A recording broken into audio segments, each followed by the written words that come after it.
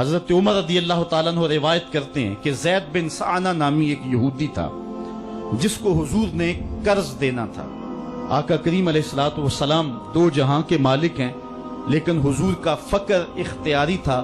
آقا کریم علیہ السلام کے گھر میں بسا اوقات کتنے کتنے دن چولہا نہیں جلا کرتا تھا۔ حضور ادھار لے کر کے لوگوں کی مصیبتوں کو بھی دور کرتے، اور گھر کا چولہا بھی بعض اوقات ادھار لے کے گرم کرنا پڑتا۔ اعلیٰ حضرت فرماتے ہیں مال کے کونین ہیں گو پاس کچھ رکھتے نہیں، دو جہاں کی نعمتیں ہیں ان کے خالی ہاتھ میں۔ تو کہتے ہیں کہ ایک دن حضور علیہ السلام کی خدمت میں ایک شخص حاضر ہوا جس کا نام زید بن سعانہ ہے اور یہودی ہے، اور اس نے حضور علیہ السلام سے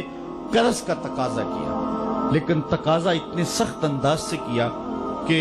اس نے حضور علیہ السلام کی قمیص کو پکڑ کے کھینچا بھی۔ تو حضرت عمر رضی اللہ تعالیٰ عنہ نے جب دیکھا تو بڑے گھور کے اس کی جانب دیکھا اور اس کو پیچھے ہٹاتے ہوئے کہا کہ تجھے شرم نہیں آ رہی کہ اللہ کے رسول کے ساتھ کیسے سلوک کر رہا ہے اور میں تیرے سامنے موجود ہوں؟ تو حضرت نبی رحمت صلی اللہ علیہ وسلم نے حضرت عمر کو کہا عمر مجھے تجھ سے اس بات کی توقع نہیں تھی، ذرا غور کیجئے حضور علیہ السلام کی اس سیرت کے انداز کو۔ ایک شخص آ رہا ہے اور حضور سے سختی کر رہا ہے، ابھی حضور کو قرض لٹانے کی جو تاریخ ہے اس میں بھی 4 دن باقی رہتے ہیں اور وہ ناجائز سختی کر رہا ہے۔ حضرت عمر رضی اللہ تعالیٰ عنہ نے جب اس کو گھورا اور سختی کی تو حضور علیہ السلام نے فرمایا عمر مجھے تیرے سے اس بات کی توقع نہیں تھی، تمہارا کام تو یہ تھا کہ مجھے حسن ادا کی تلقین کرتے کہ اچھے انداز سے قرض واپس کرو، اور اس کو جو ہے وہ نرمی کی تلقین کرتے، اور پھر آقا کریم علیہ السلام نے فرمایا اس کا قرض ادا کر دو، اور اے عمر جو تم نے اس کو گھورا ہے اس کے بدلے میں 20 وسق زیادہ کھجوریں بھی تم اس کو دو گے۔ تو زید بن سعانہ نے جب حضور علیہ السلام کی اس سیرت اور اس کردار کو دیکھا اور حضرت عمر رضی اللہ تعالیٰ عنہ 20 وسق اس کو کھجوریں دے رہے تھے، تو اس نے حضرت عمر کو بتایا کہ میں یہودی ہوں اور میں نے تورات کے اندر نبی آخر الزماں کی شان اور عظمتوں کے بیان کو پڑھا ہے، یہ بات ابھی رہ گئی تھی، باقی ساری نشانیاں میں نے حضور میں دیکھ لی تھی، اب یہ نشانی رہ گئی تھی، آج میں نے یہ بھی دیکھ لی، اور پھر وہ حضور کی خدمت میں حاضر ہو کر اسلام کے دائرے میں داخل ہو کر حضور کا عبدی غلام بن جاتا ہے۔ تو یہ انداز حضور علیہ السلام کی سیرت کا زمانے کو حضور علیہ السلام کے قریب کرتا ہے۔ میرا رب خود کہتا ہے لو کنت فظا غلیظ القلب لانفضوا من حولک، اے محبوب اگر تو ترش مزاج اور تنگ دل ہوتا تو اتنے لوگ تیرے گرد کبھی بھی جمع نہ ہو پاتے۔ کچھ ان کے خلق نے کچھ ان کے کردار نے کر لی، مسخر ساری دنیا شہ ابرار نے کر لی۔ حضور علیہ السلام کے پیار نے زمانے کو اس قدر قریب کر دیا کہ وہ حضور علیہ السلام پہ جانے قربان کرنے کے لیے ہمہ وقت مستعد اور فعال رہتے تھے۔ جتنا پیار انہوں نے حضور سے کیا ہے کائنات میں اس کی دوسری کوئی مثال نہیں ملتی ہے۔ ایک شاعر کہتا ہے اپنے محبوب کا ذکر کرتے ہوئے، وہ کہتا ہے حافظ شیرازی نے غالباً کہا ہے کہ میرے جیسا محب زمانے میں کوئی نہیں، اس لیے کہ تیرے جیسا زمانے میں محبوب بھی تو کوئی نہیں۔ اگر صحابہ جیسا عاشق تمہیں زمانے میں نہیں ملتا تو محبوب جیسا کوئی صورت و سیرت میں حسین بھی تو زمانے کے اندر تمہیں نہیں ملے گا۔ حضرت سیدنا انس کے لفظ کان رسول اللہ صلی اللہ علیہ وسلم احسن الناس، حضور لوگوں میں سب سے زیادہ حسین ہے۔ اور دوسری بات کان رسول اللہ اجود الناس، حضور سب سے زیادہ سخی ہیں۔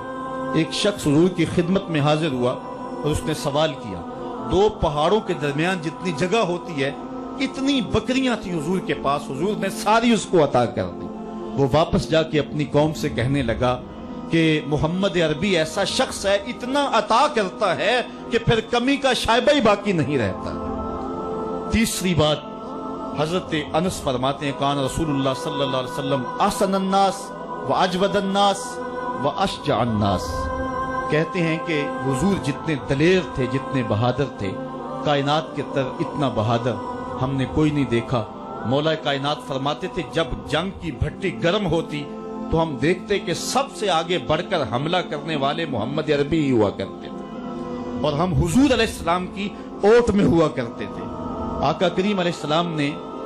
اپنی زندگی میں اپنی تلوار سے اور اپنے نیزے سے جو ہے وہ کسی کو قتل نہیں کیا ہے، صرف ابی بن خلف وہ بد نصیب شخص تھا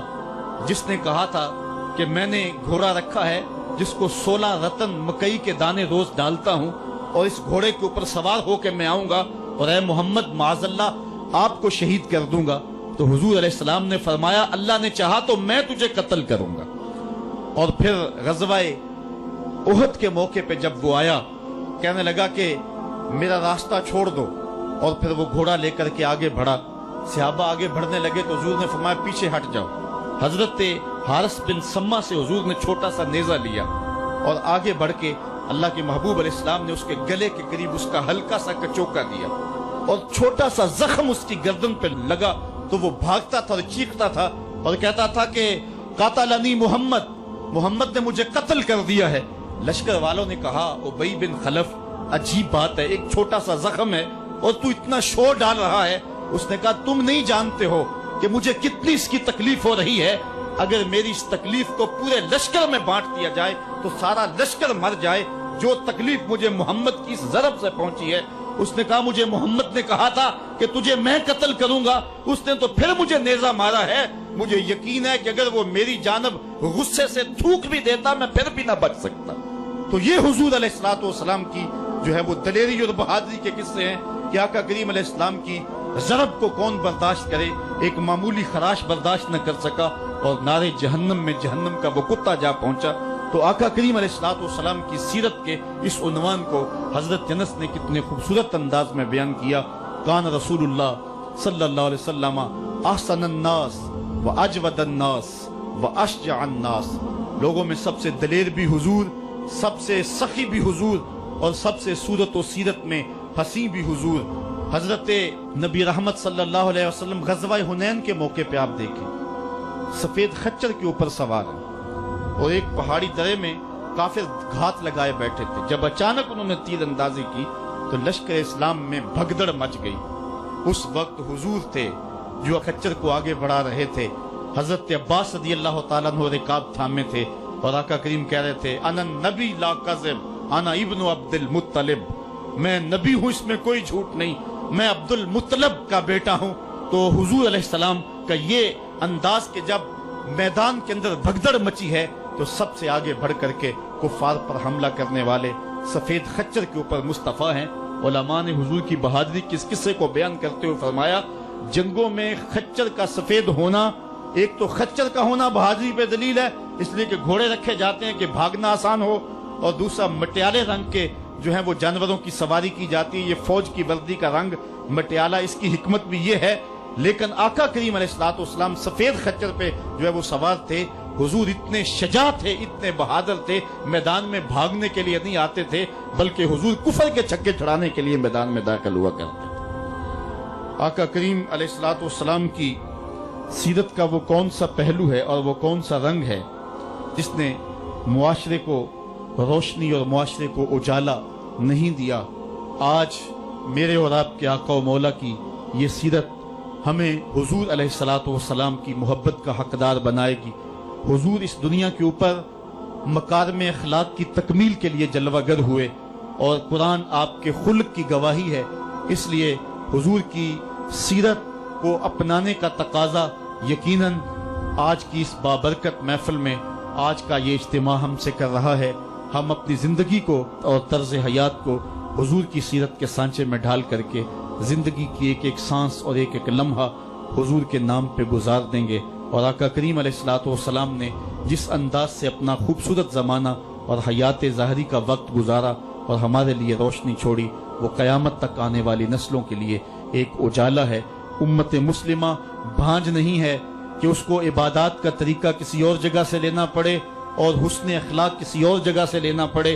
اس کو قوانین کسی اور جگہ سے لینے پڑیں اور ان کو جو ہے وہ اپنی عائلی زندگی کا نظام کسی اور جگہ سے لینا پڑے۔ ہماری زندگی کے سارے نمونے مصطفیٰ کریم کی ذات میں موجود ہیں۔ میرے رب نے کہا لَقَدْ كَانَ لَكُمْ فِي رَسُولِ اللَّهِ أُسْوَةٌ حَسَنَةٌ، حضور کی زندگی تمہارے لیے بہترین نمونہ ہے۔ اللہ حضور کی زندگی کا نور ہمارے من میں اتار دے، ہمارے باطن کو حرارت اور نور اور اجلا پن نصیب کرے۔ کار ما آخر شدو آخر ز ما کار نشد، مشت خاک ما غبارے کوچہ یار نشد، و آخر دعوانا ان الحمدللہ رب العالمین۔